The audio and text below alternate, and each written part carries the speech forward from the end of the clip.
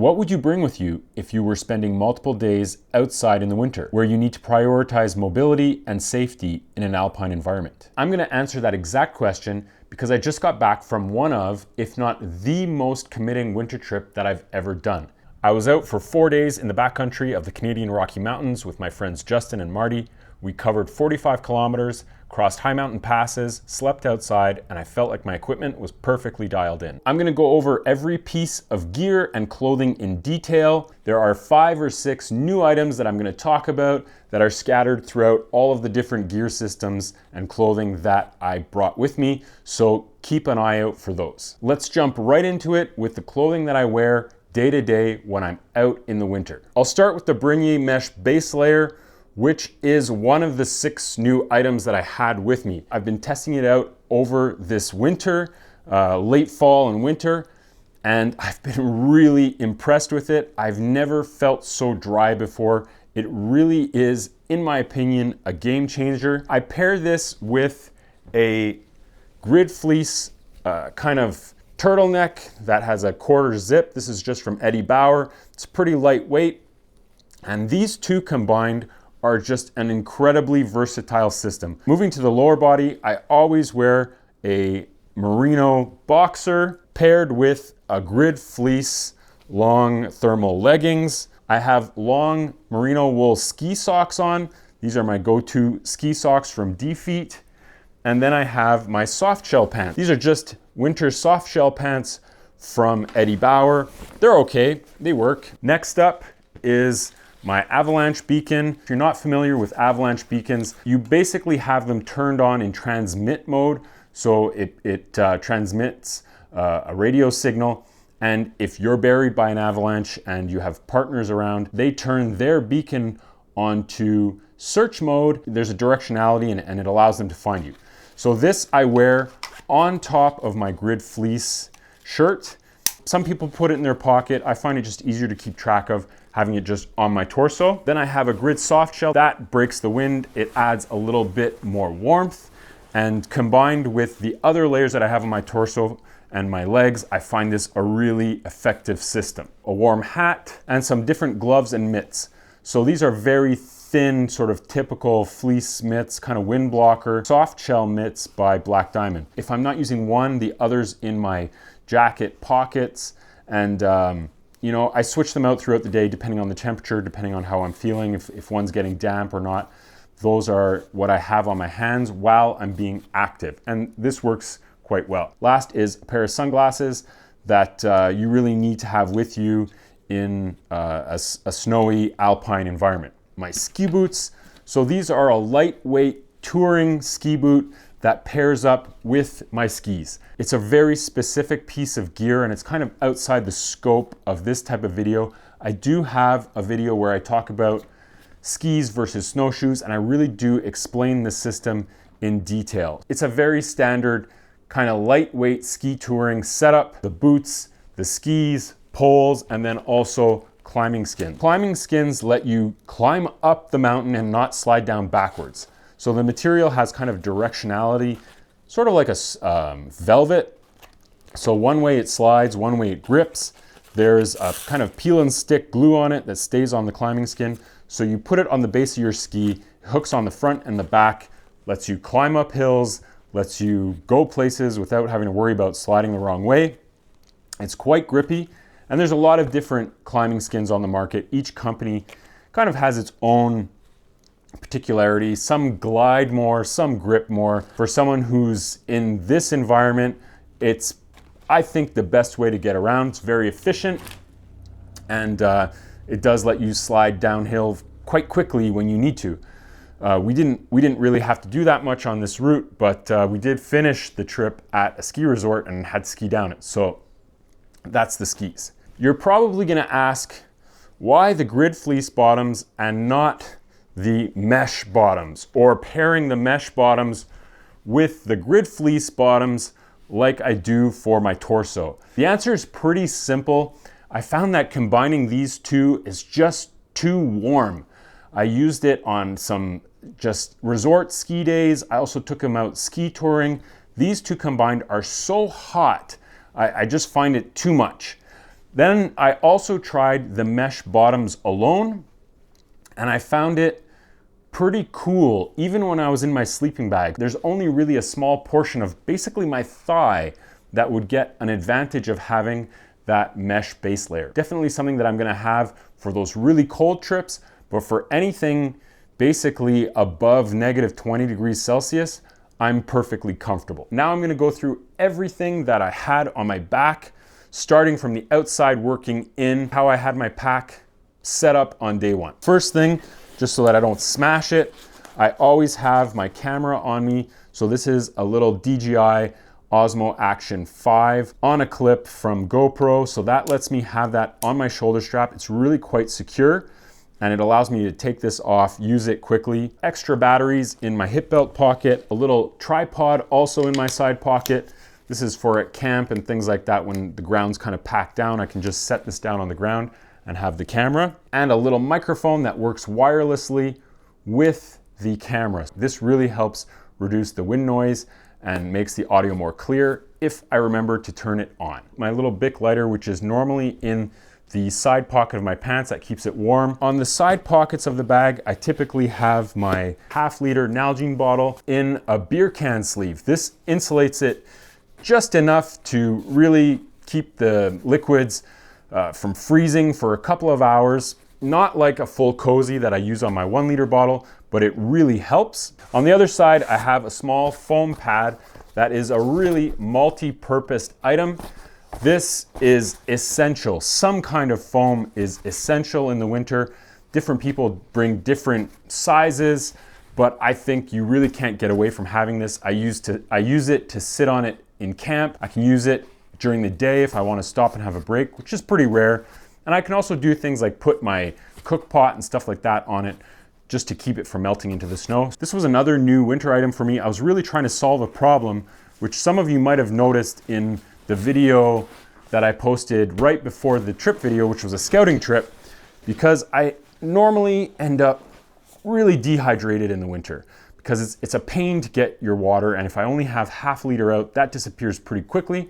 So I tried a soft flask in a shoulder pocket. This is a soft flask from Decathlon here in Canada.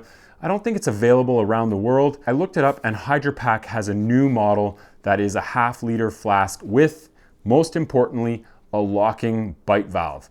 That was really important. I just don't trust these bite valves if they don't lock. I often end up finding one that's been squished in the trunk of my car while I'm going on a trip that's leaked and gets things soaked. So this was really nice to just have that locking valve, completely positive lock, so that while I'm getting ready in the morning, or even a lot of times during the day on the trail, I would lock it, just not have to think about it. But it worked out really well. I ended up much more hydrated than I normally do. Let's look at the front pouch. Really a summer backpacking bag, a large summer backpacking bag that has a standard stretch mesh front pocket. So in here I have some emergency gear. So my avalanche shovel, that is basically a small shovel that can break down in parts. This one's made by Mammoth. It's very, very small, very lightweight. This isn't the shovel that I would bring with me on a more serious tour where we were skiing in avalanche terrain. I'd bring my MSR shovel that has a big D handle and a much larger blade and a longer handle, and would help me really dig someone out if I needed to. But this is kind of the standard one that I bring on less risky traverses, and it would work if I needed to. It is a certified avalanche shovel. My poop kit, small bag that I bring with me all of the time. It has some toilet paper in it. And on this trip, something that was a little bit different is that we all brought wag bags, and we ended up using them on the second night because there was no pit toilet there, so completely leave no trace. We packed everything out. I think the last thing that I have in that pocket, I had 6 winter or snow stakes. These are basically essential. Moving into the meat of it, the really interesting parts. At the top of my bag, I always have this stuff sack that has some different clothing in it that I might need throughout the day, and I want to have quick access to and keep it organized. Something that's important about this is that I want the stuff sack to be too big. If it's loosely filled, you can really shove this bag into all kinds of funny little corners. Inside of this, I have my shell, which is a lightweight shell from Eddie Bauer, some different gloves and mitts and spare clothes. Another pair of gloves that I was really using for the first time. These are rubber gloves made by a company called Tamarez or Showa. You can get them on Amazon. They're really quite inexpensive. They're around 30 bucks or just over 30 bucks here in Canada. They're insulated, they have a cuff, they're extremely lightweight. They're around 100 or 130 grams, and they provide some insulation, but also they don't wet through like a leather glove. What I really liked these for was camp chores. So it means that you can be setting up your tent, handling snow, melting snow down, handling snow to put in your cook system, and you're not getting wet, and they do insulate really quite well. That was one of the new items. Really happy with those. Fleece neck gaiter, very rare that I wear this, but important to have. And the rest are items that I don't really ever use during the day, but just find it good to have them organized this way. A spare pair of thin fleece gloves. These are basically just, run-of-the-mill fleece gloves that I can sleep in. Then my sleeping socks, so just some dry merino or wool socks, and a spare pair of icebreaker merino underwear in case something terrible happens. I find it really helpful to have things pretty well organized, so I know if I'm looking for another pair of gloves, they're pretty much gonna be in here for sure. The other thing about having a bigger bag is that if I need to unpack my bag to find something, I can put things like my big puffy down jacket in here kind of temporarily and not have it sitting in the snow. Next up is my 1 liter Nalgene bottle that's in an outdoor research insulated cozy. This, I generally speaking try and make sure is empty when I'm on the trail. 2 pounds of weight that I can save and have in my other bottles outside of the pack. It takes up space, but it's a really important part of my system when I get into camp. My essentials kit. I also want this to be fairly close to the top of my bag in case I need something in here. In reach will go into one of my side pockets. So that's one of my electronics. And then my Fenix HM50R, also typically in the side pocket of my hip belt so that I have access to those 2 items all the time. Nightcore Summit 10,000, so a 10,000 milliamp hour battery bank. The Summit is a winter specialty item that has a heating mode that activates if it's below -10 degrees Celsius. It has its own little insulated pouch and kind of helps it stay up to temperature and able to charge your different electronics. I had a charging case for my camera batteries. This is nice just because it allows me to put all 3 of my batteries in here while I'm asleep at night. I can just plug them all in here, and I know that when I wake up in the morning, they're good to go. I only needed to charge those once. A variety of cables, so for my watch, some USB-C to USB-C and a USB-A to USB-C. I also had my iPhone cable. So those are all in there. Those are things that I use at night while I'm in camp. Now, in terms of it being the winter, there's a few specialty items that I have. That includes some ski straps.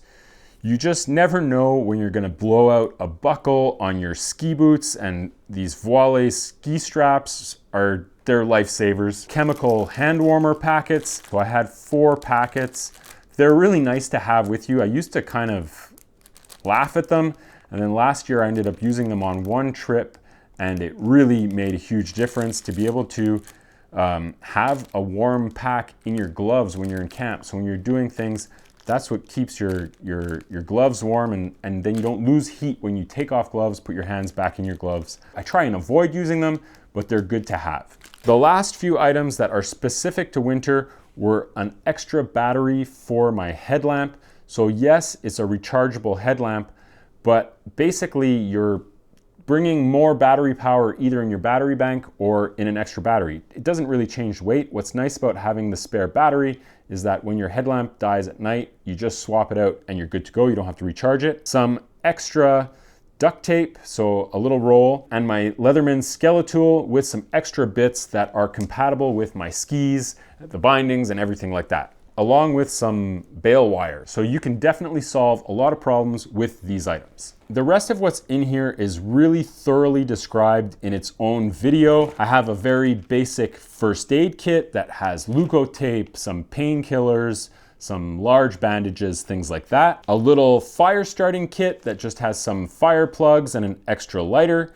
This is a really important backup. Fires are definitely not something that we were planning on doing or using, but you never know. Last few items are pretty basic. A small repair kit, a whistle, another USB-A to USB-C cord, toothbrush, small Victorinox Classic, thermo drop thermometers, sunscreen, and a small compass that has a mirror. Everything that was in the essentials kit. Next up, tent. So this does say X-Mid 2-person, but this is not the X-Mid. This is the X-Dome 1 Plus, just repacked in a smaller stuff sack because the one that it comes with is a strange long thing. This was the first longer trip that I did with the X-Dome. I brought it to test it out. I also brought it because I wanted to see what it was like to have a smaller freestanding tent versus a non-freestanding floorless tent. It was really nice to be able to set up that tent in like 2 minutes and be ready to go from there. Have a nice little shelter, be able to sort of sprawl out my gear, have a little vestibule. The tent is just exceeding my expectations. Justin was using the same tent on the trip, and I think he's gonna talk about it too. It's hard to find much wrong with that tent right now. Really happy that I brought it. MSR Reactor, the 1.7 liter model, quite a change for me if you're familiar with my channel because I often talk about liquid fuel in the winter. And I just wanted to try this one out and give it a really good test. Right before the trip, I got this deep dish bowl that pairs perfectly with the reactor system. Inside of it, I packed one 8-ounce can of fuel, the actual burner assembly, and a small piece of foam. Overall, I was really impressed with the reactor system, and I think moving forward, it's something that I'm gonna use more on more winter trips. The main reason was the fuel efficiency. I got some comments on one of my last videos about the reactor saying that I would be surprised about how efficient it was. Doing a kind of a 1 liter boil test isn't telling enough. And I was blown away. On a 4-day trip, I would normally pack 32 ounces or 1 liter of liquid fuel to use with the MSR Whisperlight. If I was using something like the MSR Wind Pro, which is also a canister stove, I would bring the same amount of fuel, which is a lot of cans. So probably 4 cans, 4 8-ounce cans. I brought the equivalent of 3 8-ounce cans. One of them was a large 1 pound bottle. And these are the actual cans that I brought with me on the trip. This I used a little bit, and the other one I used when it was sort of colder out because it's quicker to warm up an 8-ounce can than a 16-ounce can. The 16-ounce can was because I wanted to just have less things with me, and it does save a little bit of weight because the 16-ounce can is lighter than 2 8-ounce cans. It turns out that I used 285 grams of fuel on the 675 grams that I brought with me. That's 10 ounces of fuel in 4 days. Typically, I'd be using almost 8 ounces a day. So it was really, really, really surprising to me. It means that on a 4-day trip like that, I'd probably normally just bring 2 cans now, or 16 ounces total, which is next to nothing. There were multiple factors on this trip that explained why I used so little fuel. The main one was that on day 2, we were traveling up a valley and we had access to running water the whole time. I got about 2 liters of water out of the stream that I didn't have to melt from snow. So would that have changed the overall amount of fuel that I used? Definitely. Maybe by 2 ounces, at least that's my guess. So maybe 60 grams of fuel. The other factor was that it was quite warm out. It was unseasonably warm. So the lowest temperature was just below -10 degrees Celsius. The whole trip kind of played around -10 to -5 degrees Celsius, which is pretty warm. But I'm still convinced that the reactor system is incredibly efficient. It's also just nice to use such a simple or unified system. You don't need a windscreen. You don't really have to worry about it sinking into the snow as you're using it because the heat's nowhere near the ground. So it just worked really well. And like I said, I will definitely be using it more in the future. Next up is food. My food weighed in at just under 9 pounds. I just pack it in this big blue stuff sack. It means that everything's accessible and easy to find. When it's very full, it's the next thing on top of my sleeping bag, basically as low as I can get it in my backpack without it being on the very bottom. In terms of food, I brought my standard winter system. I have a whole video about that. A lot of homemade oat bars, chips, salami, freeze-dried meals for at night, then chocolate-covered almonds, cashews, candy, coffee, and an electrolyte drink that I make at home that's made of Gatorade and maltodextrin. A long-handled spoon that I keep inside of this bag just because whenever I'm eating a freeze-dried meal, I'm taking this bag out, so it means that I never have to look for my spoon. It's just inside of that bag. A large down jacket that I shove on the side of the bag along with some other items. So this is a negative 29 degrees Celsius down jacket from Decathlon that I've been using for a couple of years now. It's a really good value jacket. It's my camp jacket that I put on when I get into camp and I start to feel that I'm cooling off. On occasion, I put my shell on top of my action clothes just to keep the moisture out of this one. It really depends on how dry I am or how sweaty I am. So like I said, that goes on the side of my bag. On the back side of my bag, I have my tent poles. So these are just the standard tent poles that come with the Durston X-Dome. In the front side, I have my avalanche probe. If you're not familiar with avalanche safety gear, this is basically a long pole that you can use to look for a person who's buried in snow once you've found the approximate location with your beacon. So that's an important piece of gear. I have it always positioned vertically in my bag near the front so that this grab handle is near the top so I can just pull it out in an emergency. On the side of my bag, kind of going vertically also, I have my ground pad. So ground pad on this trip, like all winter trips, is a Thermarest X-Therm. I think this is the gold standard for winter. It's the warmest pad out there. It's the most reliable pad out there. This is the max version, so it's 77 inches long by 25 inches wide. It's extremely warm. I've never felt cold on this pad. In the summer, I tend to just fold it into a big rectangle and put it down the back of my pack. In the winter, for whatever reason, I'm starting to roll it up and put it down the side. And it's just the way that I pack my bag, and I do it the same way all the time. That is paired up with the pump sack. I did use Justin and Marty's pumps because they had them on 2 occasions, but I normally just use this when I'm alone. Front of my bag, going down the front there, I have more of my camp clothes, which are hut boots. These are made by Western Mountaineering.